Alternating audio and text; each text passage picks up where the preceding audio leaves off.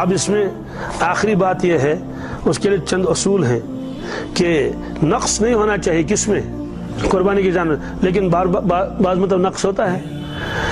کان میں سوراخ ہے چل جائے گا، کان میں اوپر سے نیچے ایسے چیر کے کان، دو کان ہو گئے کیا، لیکن دونوں موجود ہیں، منشیس تور دتمت، تو یہ بھی چل جائے گا۔ اور اگر 1/4 کٹا ہوا ہے تب بھی چل جائے گا، نیچے کاٹتے ہیں نا کان۔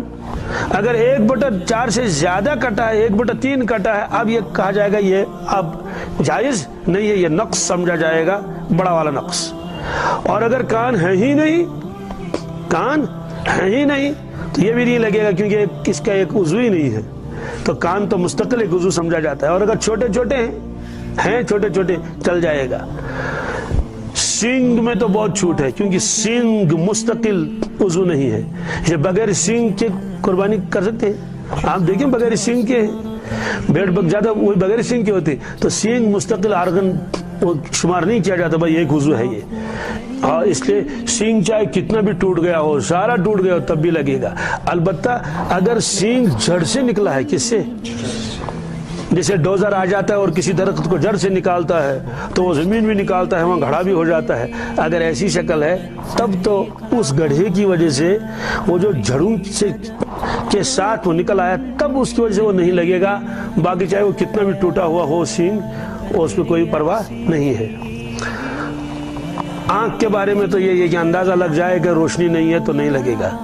زبان کے بارے میں تو بہرحال تو پتہ ہی چل جائے گا دور سے کہ وہ گھاس کھاتا ہے یا نہیں کھا پاتا ہے، دشواری ہوتی ہے، کچھ بھی نہیں کھا پاتا ہے، پانی وغیرہ پیتا ہے اور اس طرح سے جو لکوڈ چیز کو دے دی جائے لیکن گھاس کھا نہیں پاتا ہے، زبان کٹ گئی ہے تو اس کی قربانی جائز نہیں۔ دانتوں کے بارے میں تو بہت چھوٹ ہے، کتنا کہ بھائی 50-50 نہیں ہونا چاہیے، 50-50 کیا آدھے گر گئے آدھے موجود ہے، نہیں، آدھے سے زیادہ موجود ہونے چاہیے، آدھے سے کم گر گئے ہوں، چاہے 1/4 گرے ہوں، 1/3 گرے ہوں تب بھی چل جائے گا۔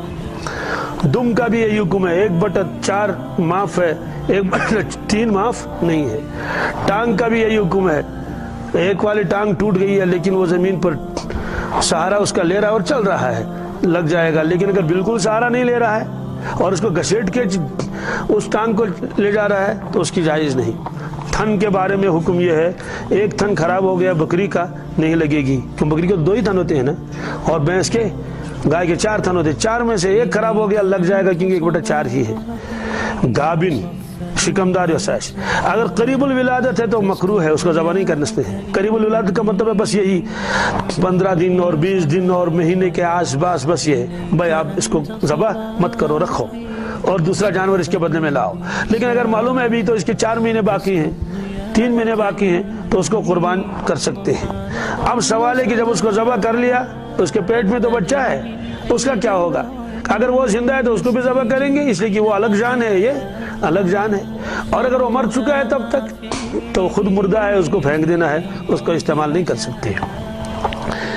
ایسے بانجھ ہانٹ اس کی قربانی جائز ہے کیونکہ یہ ظاہری کوئی نقص نہیں ہے۔ خسی اچھا بال کٹ کرنا موت، اس کی بھی اجازت ہے۔ غلاظت کھانے والا جانور غلاظت کھاتا ہے، اس کی قربانی جائز نہیں ہے، اور اگر مجبوری ہے تو پھر باندھنا پڑے گا۔ اونٹ کو 40 دن کیا، اور بھینس اور گائے کو 20 دن بند کر کے چارہ کھلانا ہے، تب اس کی قربانی کر سکتے ہیں، اور بھیڑ اور بکری کے لیے 10 دن ہے۔ تو یہ اس طرح ترتیب ہے، 40 20 اور 10۔ اونٹ کو 40 ہے، اور اونٹ کے جو شرط بھی دوسرا ہے، اونٹ کے لیے ضروری 5 سال کا ہو، کتنا 4 سال کا اونٹ نہیں لگے گا۔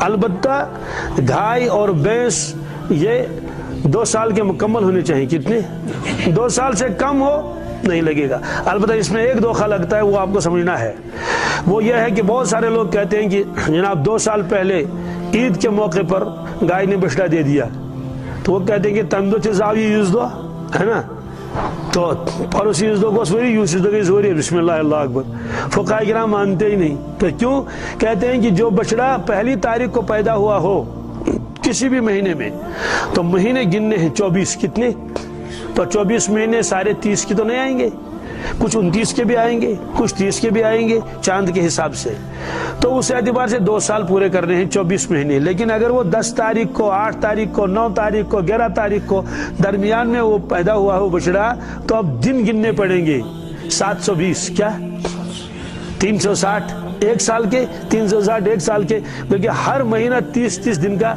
शुमार लेना पड़ेगा। तो इस तरह से मालूम यह हुआ कि उसमें तो दिनों का एतबार होगा।